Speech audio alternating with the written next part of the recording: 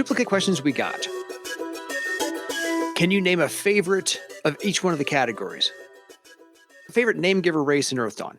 Not necessarily to play, just favorite developed name giver race.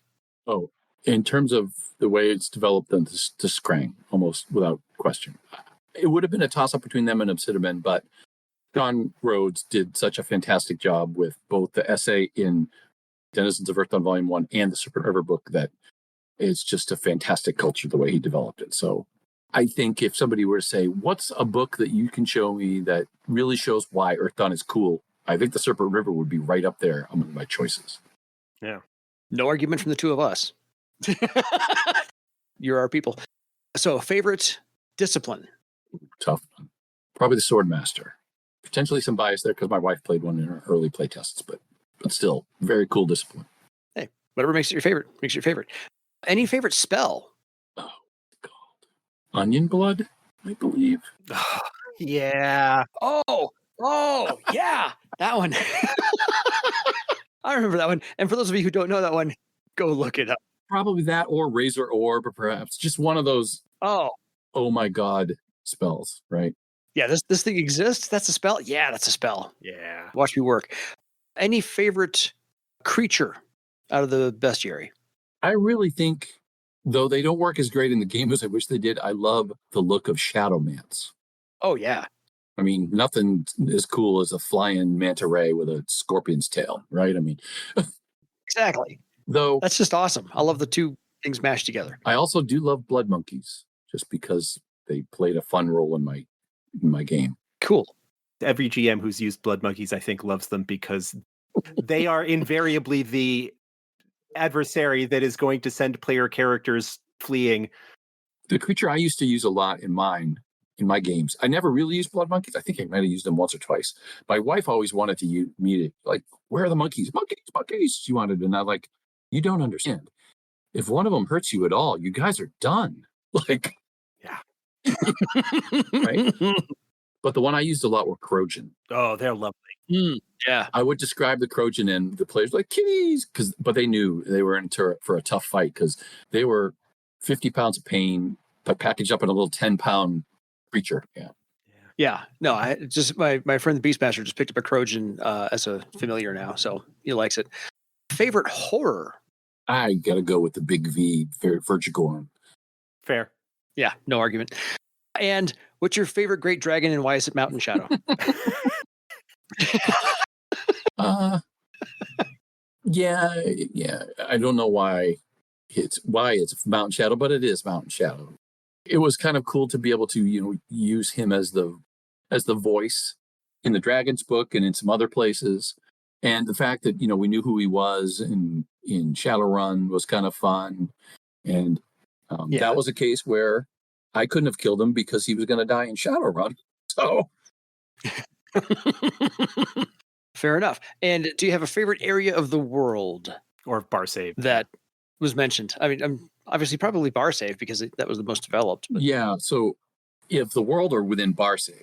The question posed was of the world. Interpret that as you wish.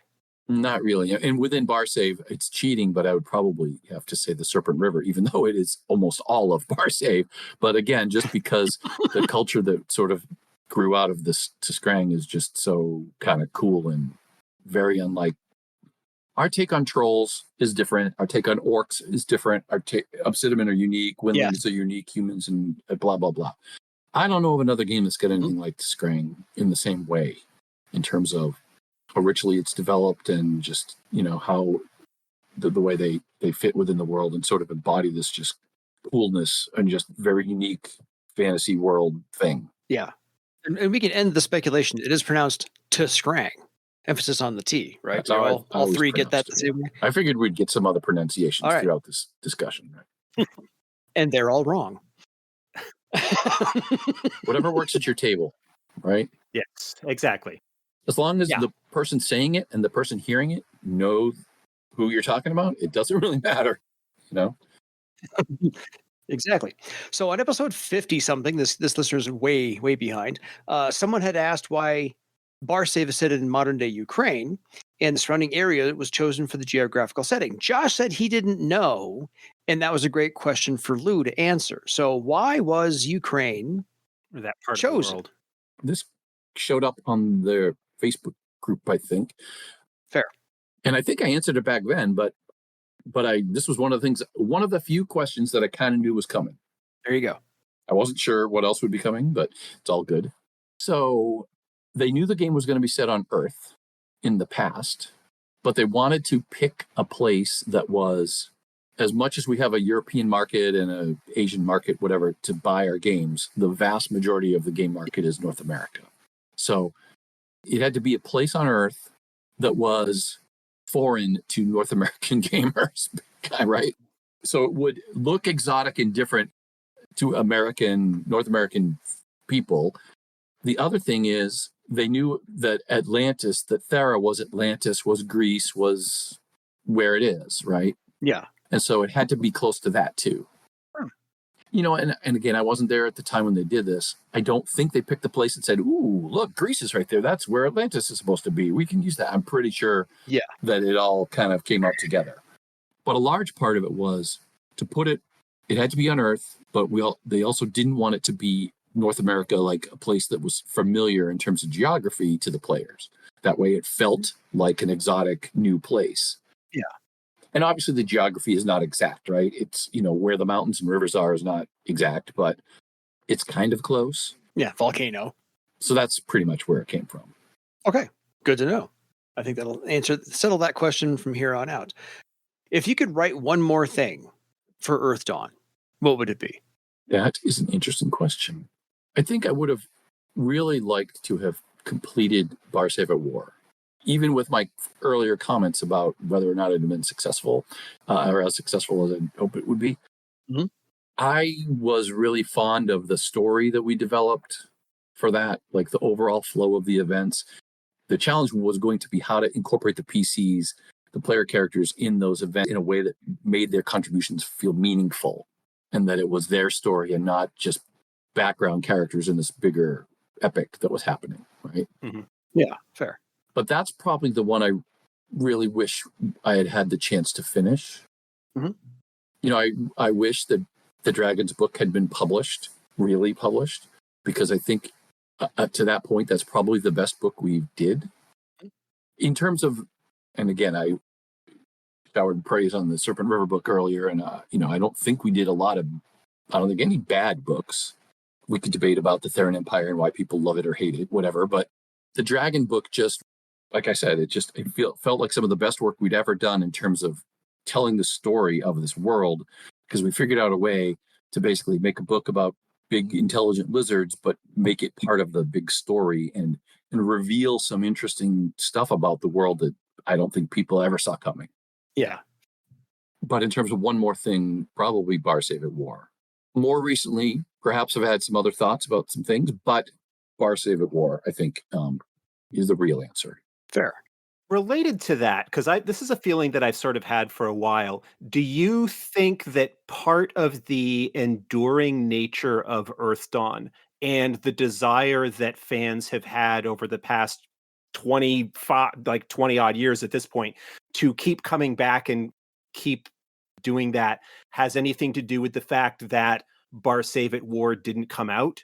Do you think that if that had come out and then the game had ended, that would have been a closing point that would have had people feel like there wasn't this need to come back and finish this story, that there was like a cliffhanger feeling that was going on? That's interesting. Yeah, I don't know if I've ever thought about it that way before, but it's certainly possible, right?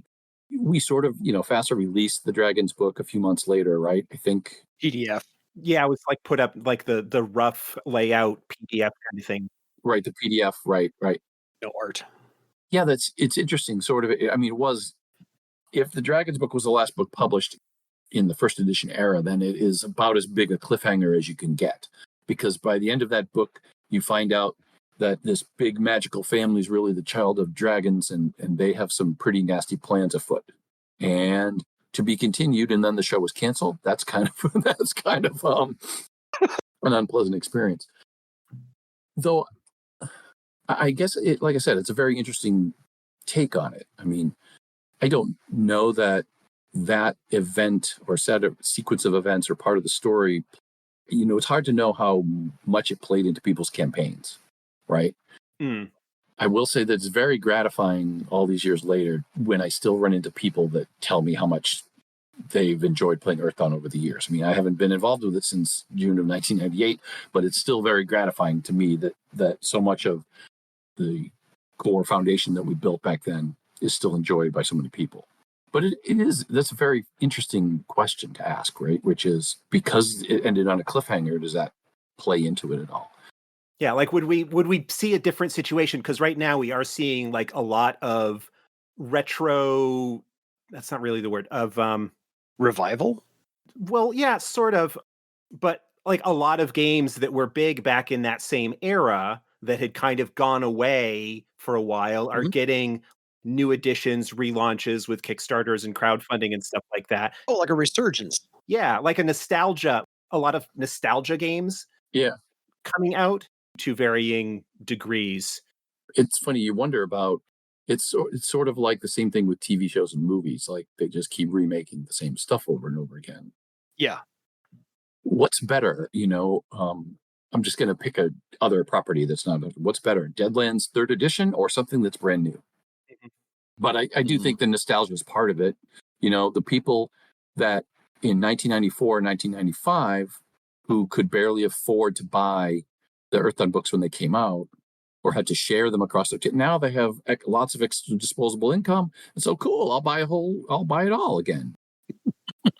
So it's probably part of it. The nostalgia, disposable income is wonderful. Yes, eBay is my friend and my addiction. I have a pretty big collection of Disney books. Thanks to, I've been spending it in a different place. That's all. Totally. Oh, hey, what's this cash I have in my hand? Just take it. Here it goes. So this is a fun question to kind of get off some of the serious topics we've been on. If Josh and I are questers, as I announced on the beginning of every show now, is Lou, therefore, a passion in Earthdawn terms? Well, I don't think so. Again, fun question to ask. This same emailer says, could you share a fun little story from an Earthdawn game you have played or game mastered? Maybe from your first edition days. They just want to hear a fun little tale. Blood monkeys, whatnot. Tale of the table. Let's see. I have shared this before, but Shattered Pattern originated as a game, as a story, an adventure I ran in my campaign with my friends, my wife and friends. We had a regular Earthdawn game, and I had to come up with something, and I had this image of, I think it started with the image of the person strapped to the big floating slab with their blood dripping into the big cauldron. I don't know if you remember Shattered Pattern, but that was a particularly fun image that came, right? And so that was an adventure I ran that turned out pretty good. And then we needed a book. And so I said, well, I have this thing, I can flesh it out and make it we can make a product out of it. And the rest of the company folks were like, sure, let's do that. Yeah. And I shared that for a very long time. Well, a very long time, several months, it showed up on the production schedule and notes as Lou's Excellent Adventure, is what it was called. Because we didn't have a name for it. So. Kind of like Bill and Ted's. Another fun little anecdote. So some of the lines and quotes that open some of the chapters came from my game. One of them is this, I believe the character's name is Sethian, is a windling thief. And he says, of course it's a stupid plan. Most of our great ideas started with stupid plans. Or it's a stupid idea. I can't remember exactly how it goes, but that line's been uttered by just about every single gaming group ever. Of course it's a stupid idea, but we're going to go with it anyway. And then there is I don't know how silly this is, a little gory. Apologies in advance to animal rights folks. There is a story that my players tell. I don't remember the details of it, but that the players got the attention of a dragon, and the dragon left a message by basically biting a horse in half and using the other half as a big pen, as a big marker on the ground to write a note to them. Echoes of what happened to Hefera in Prelude to War. Yes. So, yeah, that's a fond memory of the player. They talk about that. Every so often, I'll see that couple of them in Facebook make offhanded references to that. Like, yikes! Nicely done. So, you mentioned working with Greg Gorden on Torg, and he got you into Earthdawn as well. the question is basically, what was it like working with Greg, aside from the rewarding experience that you just kept following him to wherever he went? It was a great experience. So like I said, I started playtesting, but by then I had his phone number so I could call. And I started at FAST in December of 92, and the game came out in August of 93. August, I think. Yeah, August was Gen Con that year. Yeah. Right. May of 93 is when I was married. That's why. That's why that was an important time. But that whole time I was on the phone with him very frequently, and he had actually, at one point, when he delivered the final version of his manuscript, I think he started to second guess the whole multi-dice thing. And so he created an alternate version of the step table that leveraged the D8 much more. So it was like more multiples of D8s than using the multi-dice, the different polyhedrals. Yeah. Mm-hmm. I remember conversations with him about the length of the combat round, like, because Tom Dowd wanted me to shorten it. I think it was 10 seconds at the time. He wanted me to shorten it to like 3 or 4 seconds. And so at first I thought about it, and Greg's like, but that's going to change all the range, like the effectiveness of all the ranged weapons. That's going to make an impact on that, because time and distance, work together, right? So in terms of how effective some, things like that would be. I remember one time I started to worry about the disparity between physical defense and attack steps, because physical defense doesn't change much, right? Mm-hmm. If it changes by 50% over the course of your whole career, that's a huge swing, right? It's going to stay largely static, but your attack step's going to keep going and going and going. And that's partly it's supposed to be offset by the increases from durability to unconsciousness and death rating. So just to sort of calm my nerves, I called him once, and we whipped up characters on either side of the phone, and we played out a fight between them, just to see how things, change the numbers and see how things would go. And I remember the other guys in the office like, Sam, Lou's playing games. they thought that was kind of fun. But literally, they heard me on the phone. But you're paying with me Greg, to. like, roll. Okay, I got a 17. That's 25 points. Whatever the damage was. Yeah. But yeah, no, it was a good experience. He has a background in combinatorial mathematics, I think. Never could have told by the designs that he put out. Right, exactly. Well, and then I don't know if you're familiar with DC Heroes, Josh, but it's built on a logarithmic scale. Yeah.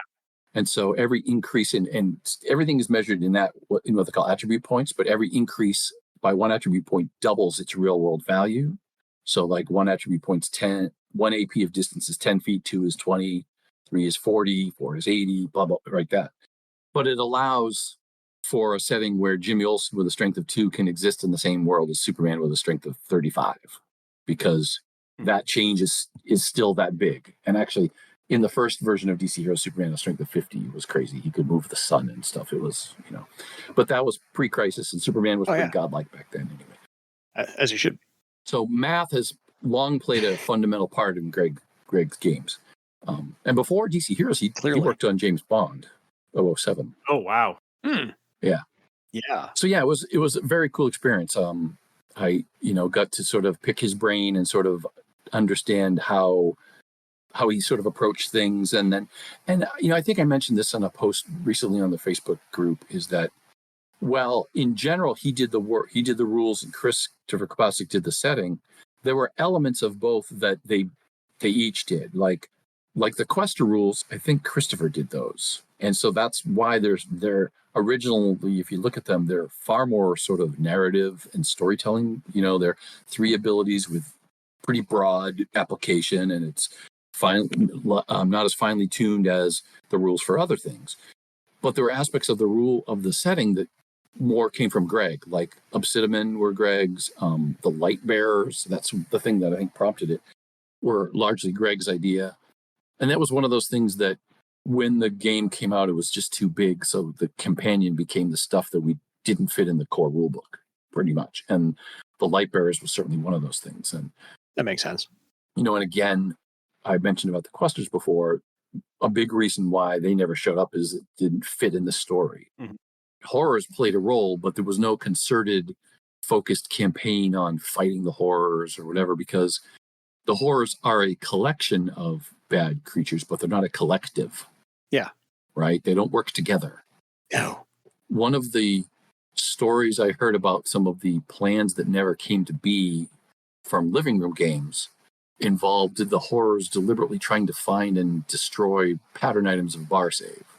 And it never made sense to me because that is more of a, there's not a hierarchy. There's no king of the horrors. They don't work together. They do their thing and they do similar things, but they don't really work together. Yeah, that would be a concerted effort. Yeah, so right. So, and I don't want to get into bashing them because they help keep the game alive, right? Without their contribution, who knows? We might not be talking right now. Yeah. But yeah, so some parts of the setting trace back to Greg's contributions more than Chris's, and vice versa. A couple parts of the rules, basically, Chris came up with. I think the other one was, this riverboat or airship combat rules. Airship combat? Yeah. And he did a lot of that stuff. Christopher was mostly focused on the things that would show up in his novels. That makes sense. Because he was writing a trilogy of novels. I mean, he did a lot of fleshing out of other stuff that really didn't show up, but you can sort of tell that the pieces that played a bigger part in the novel had a little bit more depth to them and a little bit more fleshed out stuff. Agreed.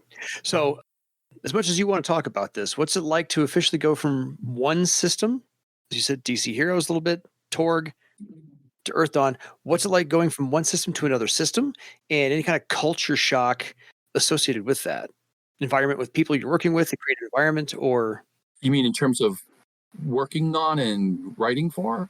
I'm going to guess that's what it is because I'm interpreting the question that was submitted.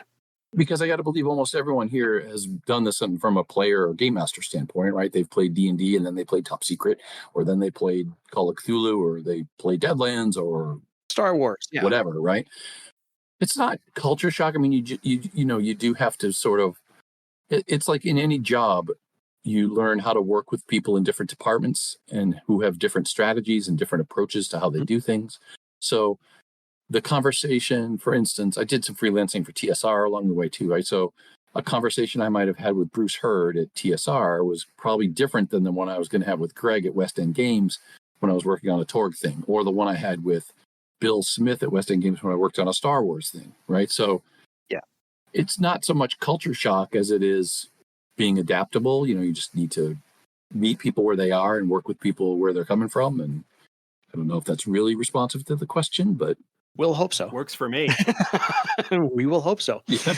So this is like a 3-part because I think these overlap a little bit. And so there's like 3 questions that are kind of the same thing. And I think you've maybe gone into it a little bit. Is there a setting book you would love to see in print covering an area that you feel needs some more love? Or is there one thing that you would change that you'd like from the 4th edition that says, oh, that's a great idea. I hadn't thought about that, but it's a great change, setting, rules, whatever the case may be. All right, I'm going to start with the second part first because I think it's easier. Go for it. I was mentioning this to Josh before you joined us. I don't necessarily agree with some of the way things were done in 4th edition and for some parts of the rules. That's just my opinion. I haven't played it, so it's one of those sort of non-sustainable, supportable opinions, right? It's just based on my understanding of it. This is I disagree with when you hear we changed X for reason Y. Like I don't agree with the reason why. Yeah, it's like people, and I didn't use that because of the word Y. By the way. No, it's pizza toppings. People don't like pizza toppings. Same thing. But at the same time, as I've learned more, and I've learned a lot about 4th edition by listening to this podcast, quite honestly, right? I think the paths are very, very cool. And I think it's a much better way to do what we did with racial disciplines. Most of those work better as paths, and I think the way the path system was developed works out. I think is really cool. I was always very fond of NACs, talent NACs. I always thought that was a cool thing. Unfortunately, I think the same one challenge that happened with 1st edition also happened with 4th edition is that due to space concerns, you couldn't really feature NACs in the first rule book. Yeah. But to my way of thinking, it's better to incorporate them right from the beginning so everybody knows what their options are right from the outset. Like we didn't do that until Magic, a Manual of Mystic Secrets. So we did it 2 years later. But it answered some questions, right? Like people should be able to use these cool talents in slightly different ways if they pay a little bit more for it, right? If they invest a little bit more, Mhm. and some of my favorites were, honestly, and this goes back to my favorite discipline, the Swordmaster, right? Was some of the riposte talent knacks were just really cool. No kidding. Spell riposte, I mean, how cool is that? That's like the epitome of way over the top adept magic. You're so cool with your sword and magic that you can take this lightning bolt spell and refer it back at me. That's just very cool. So I love the fact that the paths make such use of the knacks, because I think it fills in the space. They also address half magic, which I think is another kind of cool thing that we slipped in later, which is what's all this other stuff that an adept can do that we don't want to model in specific skills and talents, because otherwise the character sheet becomes this unreadable mess. Yeah. And it becomes overwhelming. So that's one of the things I think has been very cool in terms of the 4th edition stuff. In terms of a place, like a setting, an area within Barsave that I would have liked to address, I would have liked to do Iopus. I'm sure it would have turned out a little different, but it would have been fun to explore that. Yeah, just to sort of flesh out that whole corner of Barsave and who's aligned with who and how they're going to impact the future of the story moving forward. Absolutely. I can see that. Those were the 2 questions, right? Yeah. Good answers. Good answers. Josh, rebuttal? I'm kidding. I'm kidding. So follow-up question. If you could change anything, either a specific rule or something in the setting from how it was actually put out, you can say, yeah, that got pushed through without my notice, or this didn't quite work out the way we thought it was going to work out, or these rules didn't quite work. I think almost without reservation, I would say multi-disciplines. If I could take one thing back, probably the first thing on my list. Fair. But again, I think we talked about this before you joined us, or maybe just as you were joining us earlier, right? We have talked about this multiple times, I think, over the years, Lou. Right. It was a late addition to the game, and it was largely, D&D players like multi-classing, so we should have a version of multi-classing. We didn't have a chance to play test it much. And quite honestly, the whole game, we sent it to a bunch of play testers, but it's hard to... Most of the playtesting I did in the beginning was like a mini campaign where we would use it in context. And it wasn't, we'll make 5th circle characters and see how they work. We'll make 8th circle characters and see how they work. It was more, we're going to play this game as our weekly game. We're going to take notes and figure out what doesn't work and advise it, but we're not going to stress test the system because that's not as much fun, right? So a lot of gaming groups, I don't think, did that either.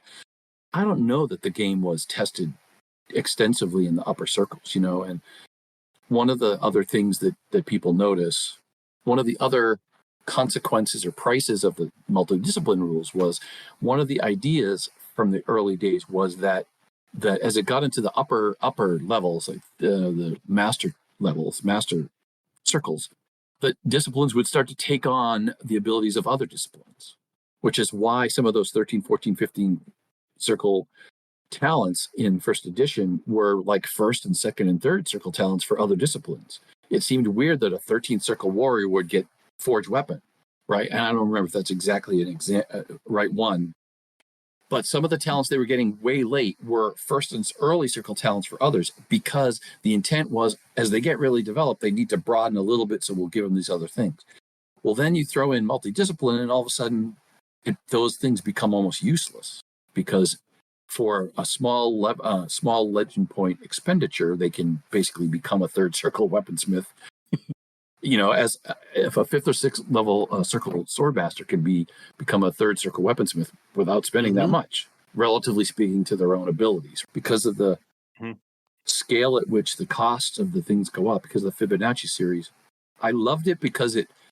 I did the same math that you did, Josh, that I figured out that it takes 5 years at optimum play to make it. And I thought that was a good thing. Yeah.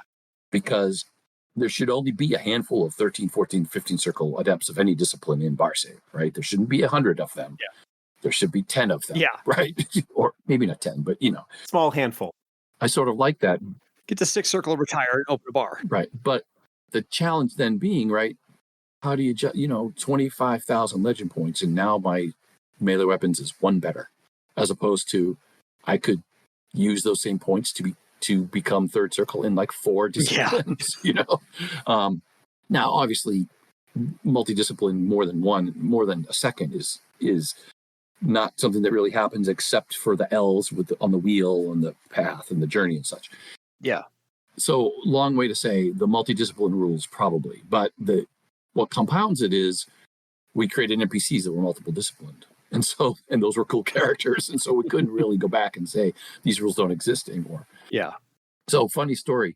It's like we couldn't just go in and change that page in the book to artwork for the next printing.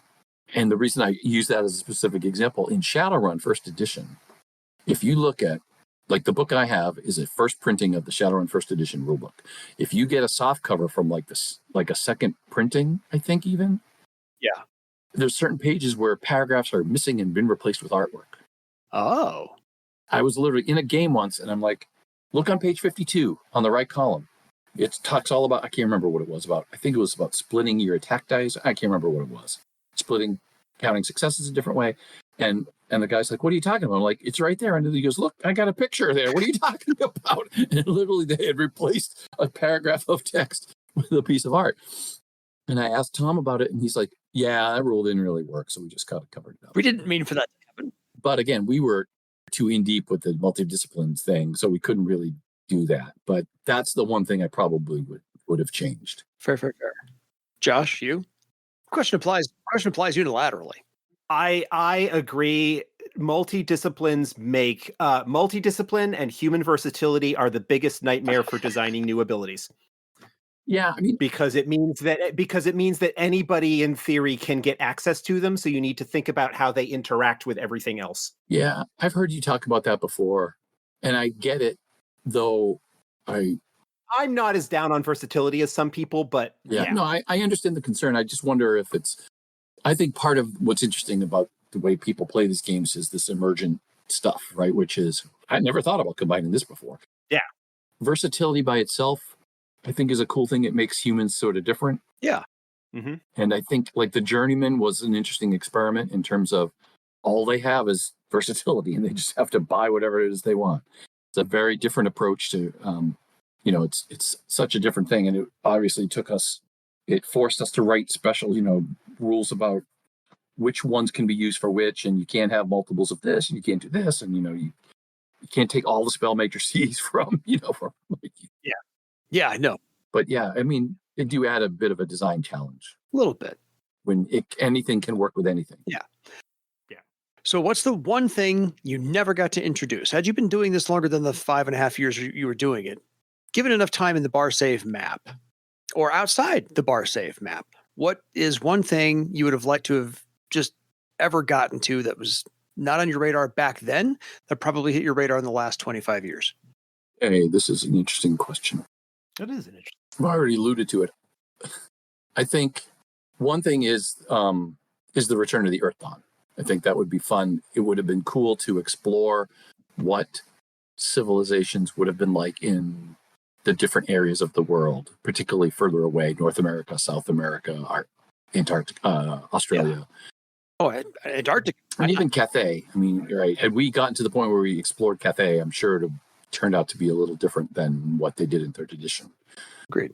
I'll say that there are some plot threads and things that we left that I had in mind to revisit at some point. So the game comes out and there's horrors and there's Therans and we decide that we're going to kick the Therans out because we did the Theran Empire book, we did Skypoint by Vane. They didn't catch on fire. They didn't do so great in terms of sales that it was a clear winner. So we decided in Prelude to War and Bar Save at War that we're going to kick the Therans out. Yeah. Right. The Therans make their push in Prelude to War. And an interesting tidbit, my original thought for that was that it would be way down near like in Carafad. My original thought was they landed a behemoth down near Carafad and basically took their corner and did this with it. Yeah. Their corner of territory, they had Skypoint by Vane, but they just claimed a little bit more. And we had a summit meeting where we invited a bunch of authors to us to talk about our plans. And I pitched this, and Sean Rhodes, the guy from the Serpent River, goes, no. If you want to do this, stick it in Lake Ban right here. That'll cause some problems. So it was his idea to put the Life Rock there. He's at fault. But so the intent was we'll kick the Therans out for now as of Barsave at War, and then we'll focus on the Danerastus. There'll be a new guy, but the Therans will come back at some point. But there were other little tidbits here and there. There was one in particular that I wanted to explore other potential threats to the world beyond just the horrors, who should be becoming a lesser and lesser extent threat to the world, and the Therans, who, depending on how you look at it, might be defeatable. Mm-hmm. If enough of the peoples of the world focus their efforts, they might be able to actually win, right? They're not an unstoppable force. Yeah. But there's potentially other things that could threaten the world and other dangers. What if there's a threat so big that the Therans decide they need to team up with Barsave, the races of Barsave? That'd be neat. That's something big and bad, right? So there were a couple long-term thoughts, things I don't think I ever wrote down. They were just a little, hey, what if we do this one day? Yeah, I like that. So this other emailer was asking, since he's currently preparing a huge interconnecting map with all the plot hooks for a ready-to-play-it-all Foundry world, that's a technology I don't even want to get into right now, this emailer was wondering about the storyline between Prelude to War and Empty Thrones. Josh, you guys probably fill in some of this as well. Okay. He knows there's not likely anything coming to support this item, but since we're going to be playing this in his group, basically starting from 1505 Thrall up to the current date, he was wondering if there's any ideas in Lou's head of what should have happened during this time frame. He reads and hears a lot about things and really enjoys all the plot hooks and ideas, so a basic framework would be enough, like Orichalcum Loci and grand ideas. Yeah, we've kind of covered a lot of it. My feeling would be look at if you can find it, because it's out there, the Barsave at War outline, which a lot of the 4th edition history chapter in the GM's Guide is based on, with some little differences from the living room games. I've talked about some of the issues I had with the choices that they made in some of that. A whole other episode about that. Yeah. I'm sure it's somewhere in the archives. And just kind of go with that. I don't know that there's necessarily, like Lou said, I really liked the shape of the story of Barsave at War. Yeah. And just the difficulty of how do you involve player characters in that in a way that is meaningful. And I think there are plenty of places within that story that could happen. The small elite squad that needs to get inside the Triumph in order to get the wards down so that the troops can attack. Those are very definitely like player character mission kinds of things. Yeah. But yeah, just generally, we're not so much focused necessarily on, like, we have some ideas of kind of what's going on, but our plot advancement, storyline advancement kind of stuff is more of just finding interesting places to have interesting conflicts where people can set their own games. And then if down the road, like, the consequences of that becomes interesting, then to revisit it or something.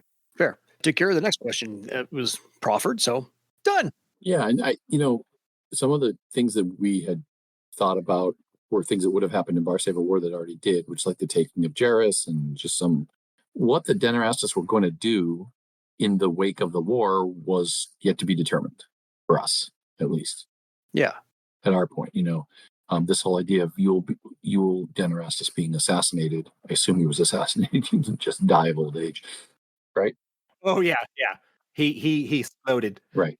Gives lots of interesting opportunities. And I've heard enough about you talking about it to know that it seems like some of what's going on in that book is only tangentially related to them. I mean, it is like a Danerastus is now in Kratos and things are happening, but as the action sort of gets further away from Iopus, the ties to the Danerastus become more tenuous and circumstantial more than central to the events. Yeah. Honestly, Prelude to War was kind of the template that we were looking at in terms of designing that, which was, here is a pretty significant event that is going to have repercussions across the entire province. And then here are some things that are happening at the same time that are maybe kicked off in part or whatever, but they all kind of have the same theme because, yes, the Therans land, but then you've got the return of Krathis Gron and the whole Orc Nation storyline isn't really directly connected. It's just something that's kind of happening at the same time. Right. Yeah. And so they kind of interplay with each other. It's possible to do an entire arc where you cover everything in Empty Thrones, but each storyline serves as a pretty decent campaign arc on its own without necessarily needing to do everything. Right. Yeah. Fair. A few more mechanical questions, and I think we're almost tapped out. Emailer starts off, Earthdawn has many unique factors, not even including the horrors, obviously. The undead, for example, the cadaver men, consistently surprise the players. How were these aspects developed and trying to differentiate from other fantasy games? Was that like a collaborative effort? Or did somebody have the idea and you just said, yeah, go play with that? Or They all came out of the creativity of the individual authors. Like, I think Gorden did most of the creatures. Yeah. The creature section, right? So he created Vergigorm, and he probably created the Cadaver Men, and this whole idea of the Berserker thing. Mhm. I'm not sure where it came from, but it's turned into a fan favorite. Well, at least a GM favorite, right? GMs for fans. Yes, we'll go with that. But again, I think it's, you mentioned before, it's sort of just the creative process. Just people have ideas and they play with them. Like I think the Shadow Man, came because that's a cool idea, right? A flying monster that looks like manta rays are cool, right? We all think those are cool. What if they flew and attacked you? Like that's kind of neat. Honestly, some creatures and some stuff came out of artwork. Concept design, like the art boys were given time, like we're doing a fantasy world, just do concept art, just draw stuff and creatures and weapons and stuff. Yeah. So a handful of weapons. I think it's called a hawk hatchet, which is like this boomerang like thing. Oh, one of my favorites. That came out of a drawing by Mike Nielsen. There's a creature called a stinger, which is this underground, subterranean thing that's got stingers on its mandibles and the stinger tail. That was a drawing, a sketch that I saw. I'm like, that's cool. I'll make stats for that. I'll come up with something that's cool for that. So yeah, some of them came from artwork. Some of them, it could very well be that Greg thought, well, everybody will think these are like zombies and that they, when you wound them, they just fall. Instead, in our case, when you wound them and they get stronger. How about that? That's kind of cool. Kind of neat. I don't think there's a single answer to explain where all of it comes from, right? So it's... Yeah, because the follow-up question was, why introduce Obsidian into Scrang, and that's already been answered, which is to differentiate from D&D, who had all the half races and so forth and so on. So, were there any other races aside from the 8 that we have that were kind of developed but discarded? No, by the time I got involved, those 8 races were the 8 player character races. Gotcha. And I got to believe part of it was obviously we're going to have humans, we're going to have elves, we're going to have dwarves, we're going to have orcs and trolls because they're in Shadowrun, right? So those 4 or those 5 races are all from Shadowrun. Yeah. But this is a time imagined before. Let's have something else. And so they created the other 3.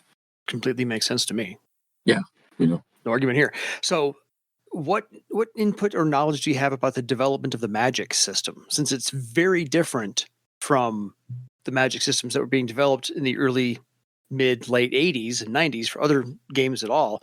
This question was, since it's very distinct from others that shall remain nameless, what were the thoughts about making that completely different?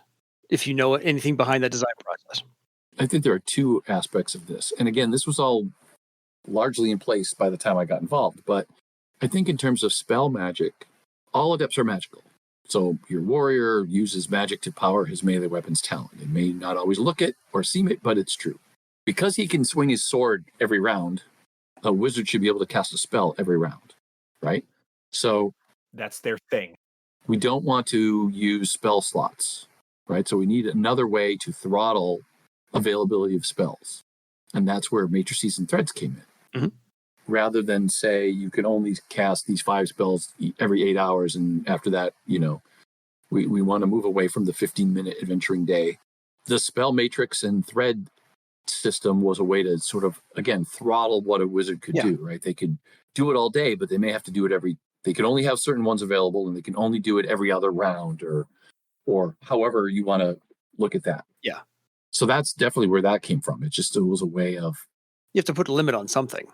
Structuring the way that they had access to spell magic. In terms of magic items, it wouldn't surprise me if at some point something like this was said, it's kind of dumb that you could just pick up a magic sword and start using it and it works. Like, I'm guessing one of the Greg or Chris or Jordan or Tom or Sam or somebody said something like that. Yeah. As a way to say, well, how can we do it differently then? What, and as part of this, the development of the world, this whole idea of magical patterns becomes a bigger thing, right? It becomes a bigger conceit of the whole setting, that everything that has a name has a true pattern. What does that mean? Well, a magic item has a true pattern and you can't really use its magic until you understand it. And so, so I think that's probably where that came from too, right? Sort of like a reaction to D&D, to the idea that if you break down the right door in a dungeon, your first level bard could walk out with a +5 Avenger. Yeah. Right?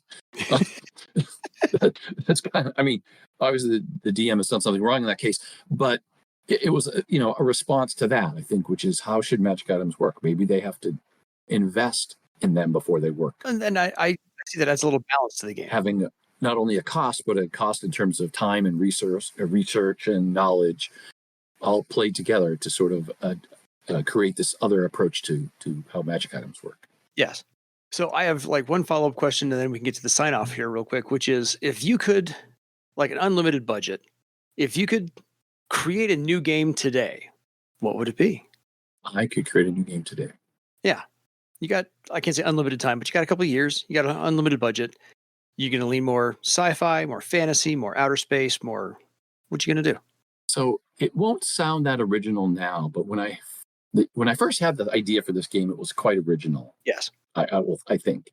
And that would be, I had ideas for a game where the gods of the ancient pantheons came back to Earth. Yeah. And bestowed their powers on their avatars, people who would be their avatars. And the avatars, some of the backstory turned into this big thing that's sort of like Torg, where the gods were battling for supremacy on Earth and potentially mystical energy and stuff. But the idea was, it came from, honestly, do you remember the Franklin Mint collections? Like, the Franklin Mint used to do these cool things that you could put on your desk, and like a couple of them were Egyptian mummy sarcophagus. And my wife has one, and I saw it, and it's got the little eyes, and then I had an image of it with cyber eyes, and I thought, wow, wouldn't like Egyptian themed cybernetics be kind of cool? And that just sort of, it started with Egyptian stuff, right? Which is basically effectively superheroes, but their powers are bestowed on them by the Egyptian gods. Yeah. So the avatar of Ra would be able to do some things. The avatar of Horus would be able to do different things, and that they would have advanced technology, but it looked like ancient stuff. So now it feels like I'm describing Stargate, right? Mm-hmm. Which I happen to love, and it's actually a game I wrote for too. I wrote for the Alderac Entertainment version of Stargate. But I first started thinking about this before Stargate was a thing. I mean, the movie might have been a thing, but certainly the TV show wasn't a thing. Yeah, no kid. Yeah. So that was the game I always wanted to do, which was my Avatar game, which was, and in different parts of the world, the different pantheons. So like you could also have Greek and Roman inspired avatars. So the avatar of Apollo, or the avatar of Ares, or the avatar of Quetzalcoatl over in South America. So all the ancient pantheons would have come back at the same time. So there'd be lots of room for conflict and lots of cool looking guys and girls, right? Yeah, absolutely.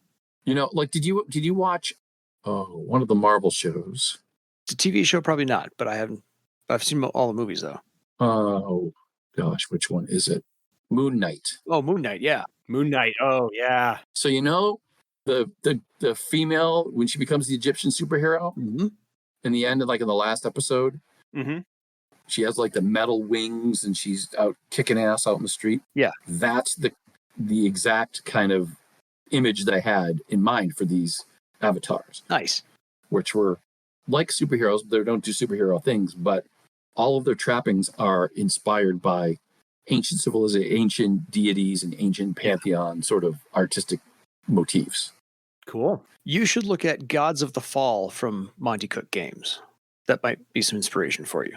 Yeah, I mean, right. There's been a bunch of... There's that. There's Scion. Totally. There's... The Godsend Agenda by Yeah, there's a couple of different people have done similar things. So it's nothing I could do now because I'd be accused of being a copycat. But if you found the file creation date for some of my notes, it would have gone back to the early 90s.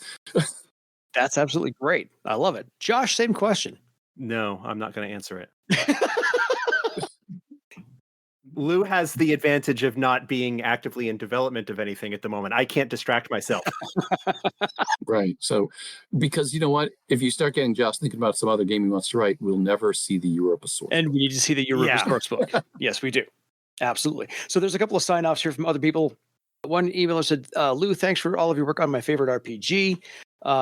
Somebody else said, thanks to Dan and Josh for being awesome. Here's to another 200 episodes. I think they're a little lofty in that ideal. I mean, I do remember when we started that we didn't think we were like 200 seems I thought 100 like, was going to like do us in, but 200 is a miracle Yeah. at this point. And I think 3 is we appreciate everybody still being with us. anybody still being with us at this point as well. Yeah, well, I mean, yeah, there's lots to talk about, but Fair. Lou, I absolutely appreciate all your time today in sitting down recording with you.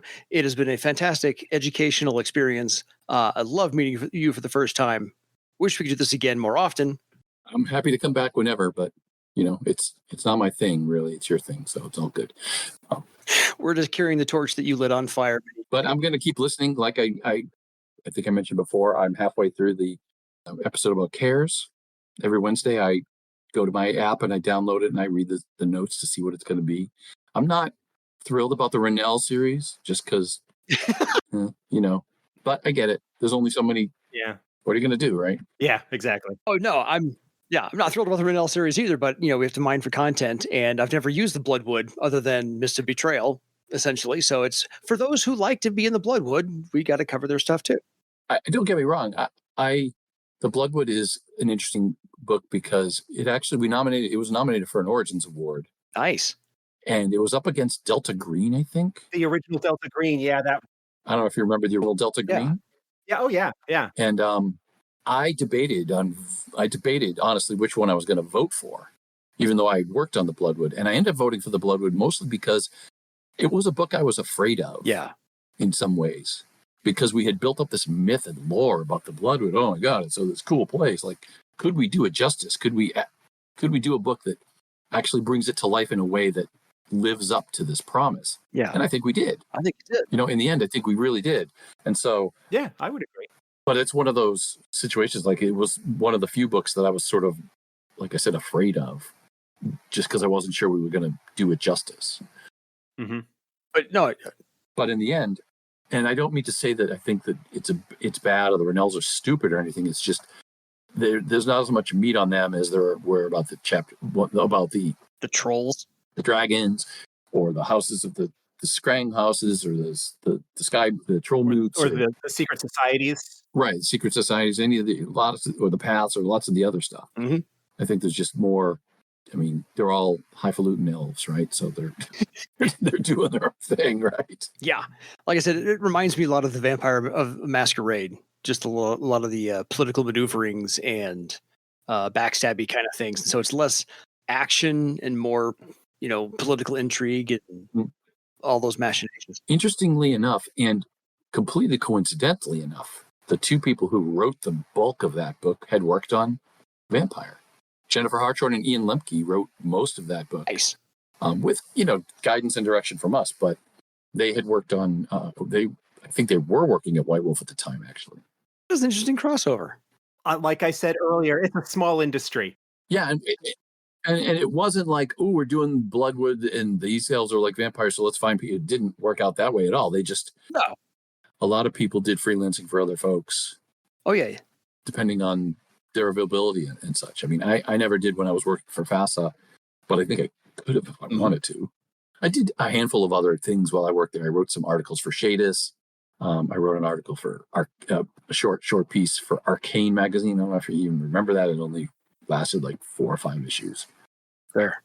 So I did some stuff, but the expectation was most of our creative output would be for FASA. Fair. Yeah, so, okay, Cool. I also know that you've got some product of your own that's not actually Earthdawn related. You've written a couple of books on Disneyfying things because you're a big Disney fan. Please elaborate on that. Yes. So I've written 3 books in what I call the Imagineering Toolbox series, and they're all about applying principles of Disney Imagineering. And the Imagineers and Imagineering are the people. The Imagineers are the people who design and build the theme parks and the resorts. Mhm. And it's about applying principles and practices of Imagineering to other creative fields. Because I think, I'm very interested in creativity, but I think one of the things that's traditionally somewhat lacking in the creativity literature are books about models of creativity that other people are doing. Like, you can find books about how to be more creative and how to have new ideas, etc. But very few of them are like, here's what Apple does to do their products, and here's how you can learn from it. Yeah. And there's been a couple. Creativity Inc. is an example where Ed Catmull, one of the founders of Pixar, did it. But I think Imagineering is one of the best examples of creativity that you can use as a model. The creation of theme park attractions and theme parks involves so many different disciplines. All the things that you do to create a role-playing game, you do for that in different ways. But it's graphic design and art and writing, but they add lighting design and sound design and ride attraction design and architecture and it's 3-dimensional stuff. And so the books explore. The first book is called The Imagineering Pyramid, and explores 15 principles that the Imagineers use when they design their attractions and how you can apply those to other fields. And one of those chapters actually specifically about game design. There's a whole chapter about, so I go through these 15 principles, and there's a chapter in game design, like how these show up in game design specifically. And there's a whole bunch of references to Earthdawn there. Good. And then the second book is their process, the Imagineering process. It's a distillation, a simplification of the process they use from when somebody says, we need a new ride in Fantasyland, to 5 years later when they open up Seven Dwarfs Mine Train. And so it distills that into a 7-step process, again, with the idea of how you can use this in other fields and how you can apply this. And I use the same in the first 2 books have this exploration of the stuff, like the 15 principles or the 7-step process, and then a chapter on game design, instructional design, and management and leadership.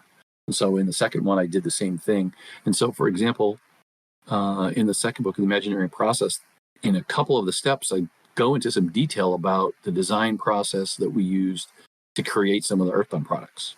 Particularly, Prelude to War and Blades is one that I use a lot, because Blades was designed and intended as an example of how to incorporate magic items into your campaign, because we have this cool system, but man, it's not easy to use, right? As a game master, you've got to be ready to do it. So early on in some of those discussions with Greg, he's like, we should do a product someday that's an example of how to do a magic item. So we had this on the list.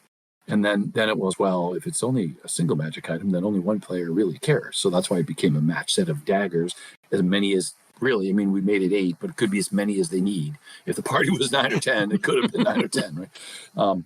And then the third book is, so one of the ideas in the first book was that it was about not only how to apply these principles to your projects, but also how to promote your projects. Yes. And I didn't think I did as great a job with that communication part in the first book as I could have. So the third book is written like a business fable. I don't know if you've ever read business fable, like Who Moved My Cheese or The 1 Minute Manager, or they're fictional stories about characters, but what they do, there's lessons in what they do, right? So it's sort of, right, tells a story.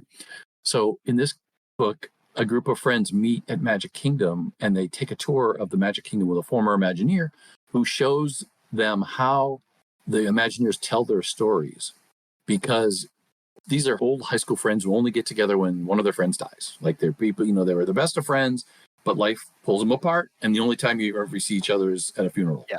Which unfortunately is the truth for a lot of us. I was just last weekend, I was with 2 friends that I hadn't seen, and the last time I'd seen them was at previous funerals. So they decide to do a vacation together, to actually spend some time together. And when they're chatting the first night, they're talking about their jobs, and the common theme is that they all have problems with communication. So, like, one of them is a CEO of a small company that's getting bigger.